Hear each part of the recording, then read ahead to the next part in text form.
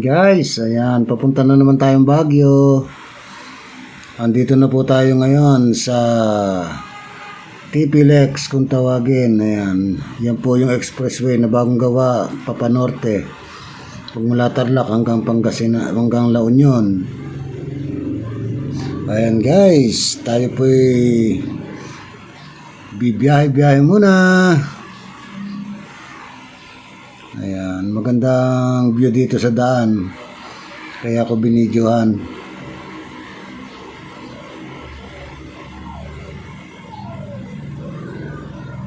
Ayan.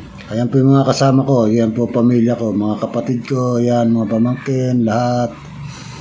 Ayan, silang lahat. Pati, meron din akong kasamang isang anak, tsaka isang apo.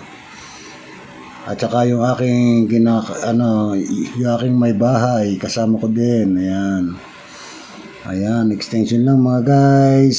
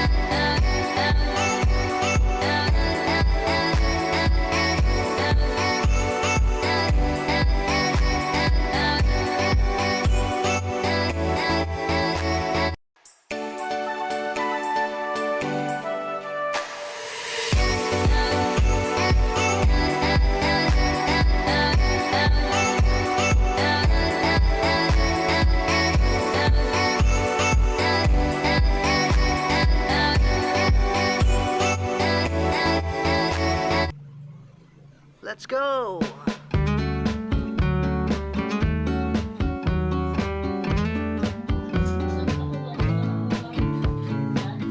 Ayan, malapit na tayo sa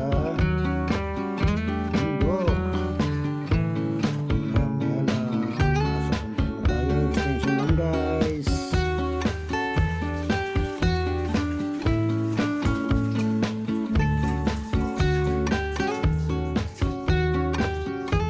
Ayan, matulog na ang ating kasama.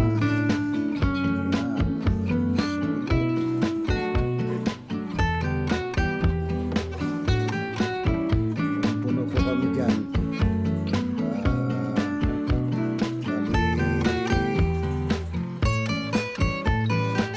Bali ano kami dyan, 15 plus yung mga bata at saka yung driver. Let's Yung go! bata, tatlo.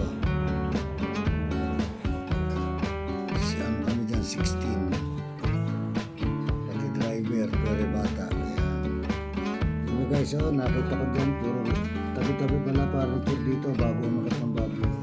Napakadami talaga. Halos lahat ng bahay may furniture.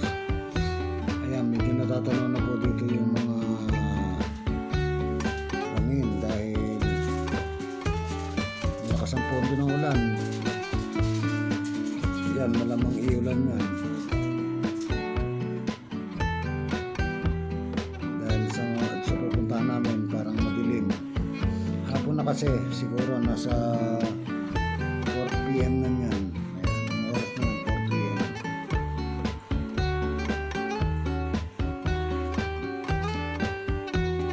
Dahil kumain muna kami sa bahay ng Let's tanghalian go! bago kami sumulong. Ayan guys, medyo umuulan na. Ayan, ano na yung pub.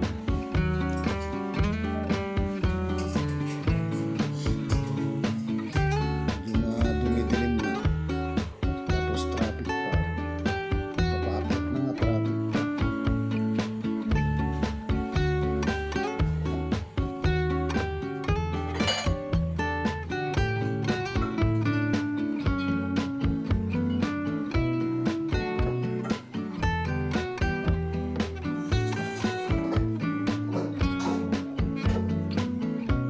Ayan, tuloy-tuloy lang guys. Malapit na tayo sa umakyat ng Tatarik. Ayan, dito na kami sa Baguio. Umulan kasi Let's ng go! malakas. Medyo siguro ano na, ibig na dumilim. Napakalakas na ulan kaya dito muna kami sa silong, sa bangkar. Pahinga muna dito habang umuulan. Dahil ano na, hapon na nung dumating kami, ayan kami, mga nabasa. Ayan, huminto na yung ulan. Labas muna dito sa buhang habang naghihintay ng oras. At pupunta kasi kami sa aming tita na namatay sa Amerika, inuwi dito sa Baguio. Dahil naiburon na dun sa amin to ng 3 days yung ano niya, yung abo. Tapos sinamahan naming maghatid Let's para go! mailibing bukas. Ana? Ah.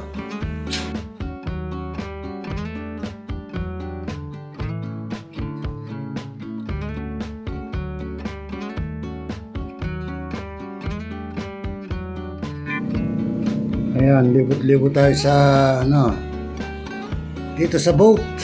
Ayan, dito tayo sa boat ngayon. Hindi na kami sumakay at napakalamig. Malamig kasi katatapos umulan. Ayan, konti lang ang namamangka kasi hapon na. Malapit ng dumilim. Ayan, kagaganda ng bangka. Ayan, extension lang kayo mga guys. Sana magandahan nyo tong aking video. Let's go! At pag dilim ay pupunta na tayo sa tita natin na hinyatid na namatay sa Amerika. Bukas na kasi libing nun.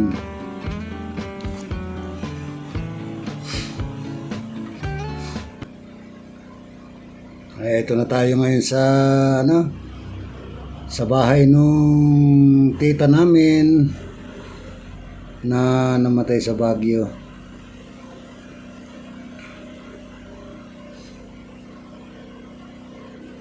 Ayan po si Auntie Lucy na namatay sa Baguio. Ayan, ano na siya, abon na siya. Bali na iburol siya ng 3 araw sa bahay. Tapos tsaka isang gabi dun sa bahay nila sa Baguio. Ayan. May pabaon pang pagkain ng yumao naming tita. Kapatid po ng nanay ko yan. Ayan. Ano po kasi yung asawa niya, in-check. Kaya doon siya ililibing sa mga libingan ng mga inchik dito sa Baguio. Ayan, yung kapatid ko yan, yung nakasalamin na yan, yun ang sumunod sa akin. Tapos itong isa nito, yan yung bunso namin. At saka, yan, yung payat na yan, yung kumakain na yan, yan yung pangatlong kapatid ko. Ayan, tapos mga pamangkin, ayan, tsaka mga pamangkin na tapo na yan, tsaka mga asawa ng mga asawa ng pamangkin. Ayan.